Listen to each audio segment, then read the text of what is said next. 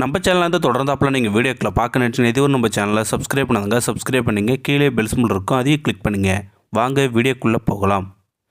என் பேர் அனிதா. சொந்த ஊர் காரைக்குடி. ஊரை பற்றி சொல்ல வேண்டியதில்லை. அடுக்கடுக்காய் அழகான வீடுகள், நேர்மையான சடங்கு முறை, திருமணங்கள், அனைவரும் விரும்பும் உணவு முறைகள், அன்பான உபசரிப்புகள் என காரைக்குடியின் அடையாளங்கள் தனித்துவம் வாய்ந்தவை. இந்த ஊரில் எங்கள் அப்பா ஒரு போஸ்ட்மேன், அம்மா வீட்டை பார்த்துக்கிறாங்க. எனக்கு ஒரு அக்கா, ஒரு தம்பி. அப்பா ரொம்ப கஷ்டப்பட்டு தான் படிக்க வச்சுட்டு இருந்தார். எங்கள் அப்பாவுக்கு ஒரு தங்கச்சி, சின்ன வயசுலேயே கணவனை இழந்தவங்க. எங்கள் அப்பா நிழலில் தான் இருந்தாங்க. அவங்களுக்கு ஒரே பையன், பேர் ராம்குமார். எங்கள் பாட்டிக்கு என்னை மட்டும் ரொம்ப பிடிக்கும். எனக்கும் எங்கள் மாமாவுக்கும் கல்யாணம் பண்ணி வைக்கணும்னு அதுக்கு ரொம்ப நாளாக ஆசை. எங்கள் மாமா வீட்டுக்கு வந்தாலே உன் புருஷன் வராண்டின்னு சொல்லும். எனக்கு கோபமாக வரும். ஆனாலும் நான் பெரிய பொண்ணு ஆனதும் எங்கள் மாமா மேலே தனி பிரியம் வளர்ந்தது.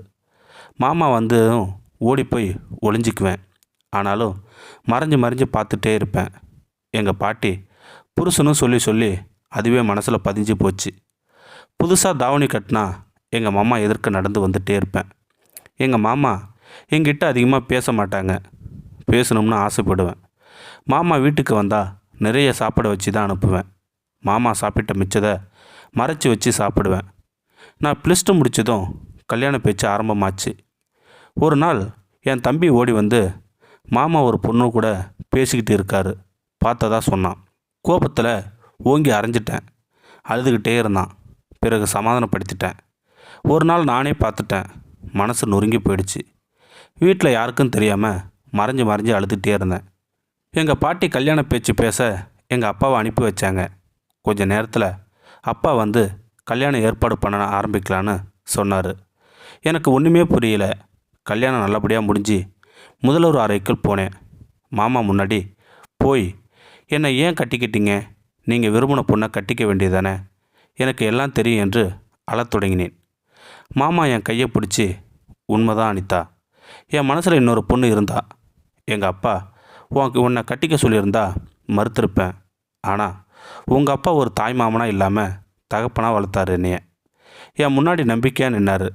அவரை ஏமாற்ற விரும்பலை நான் என்றதும், பதிலுக்கு என்ன பிடிக்கலையா மாமா என்று நானே சொல்ல, பதிலுக்கு அவர், இது வரைக்கும் உன் கூட பழகினது இல்லை, இனிமே தான் பழகணும், நிறைய லவ் பண்ணணும், சரியா என்று சிரித்தபடியே, 2 மனசும் சேரும்போது நாமும் சேரலாம், ஓகே என்றார்.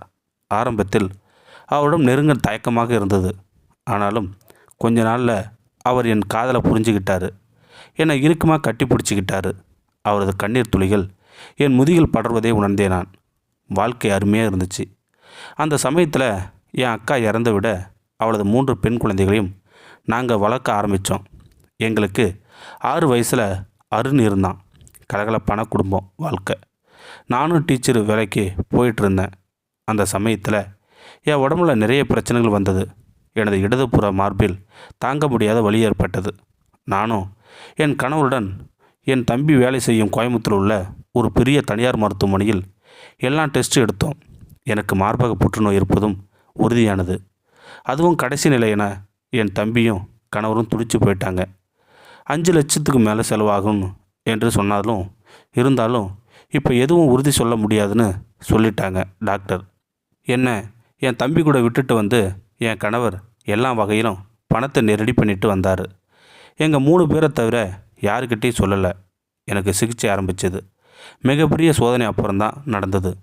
மிகவும் சக்தி வாய்ந்த மருந்துகள் சாப்பிடுவதால் என் தலைமுடி கொட்டி முகம் கருத்து விகாரமாய் மாறியது. என் முகம் எனக்கே மறக்க ஆரம்பித்தது. ஆப்ரேஷன் 2 நாள் முன்பு எனக்கு மிகவும் மன அழுத்தம் ஆரம்பமானது. தொடர்ந்து அழ ஆரம்பித்தேன். அன்னைக்கு நைட்டு என் மாமா என் கூட என் கையை பிடிச்சிக்கிட்டு என் பெட்டில் படுத்திருந்தார். அவரது அணைப்பில் கொஞ்சம் அமைதியானேன். அப்போது என் மாமாவிடம், மாமா, நான் உங்களுக்கு வேணாம் மாமா, இனி என்னால் உங்களுக்கு எந்த சந்தோஷத்தையும் தர முடியாது, என்னை ஏதாவது அனாதை இல்லத்தில் கொண்டு போய் விட்டுருங்க என்று முடிப்பதற்குள் கதறி அழ ஆரம்பித்தேன் நான்.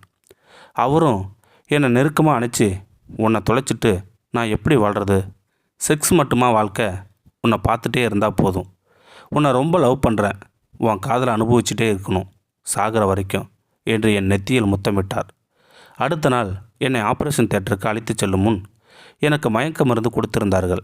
மயக்கத்தின் விளிம்பில் என் மாமாவை பார்க்கணும், மாமாவை எனக்கு ரொம்ப ஆசையாக இருக்குது, ஒரு முத்தம் கொடுப்பீங்களா என்றதும் அறையில் இருந்த நர்ஸ் வெளியேற என் மாமா என் உதட்டோட உதடு வச்சு முத்தம் கொடுத்தப்ப அவரது கண்ணீர் என் கன்னத்தில் விழுவதை உணர வைத்தது.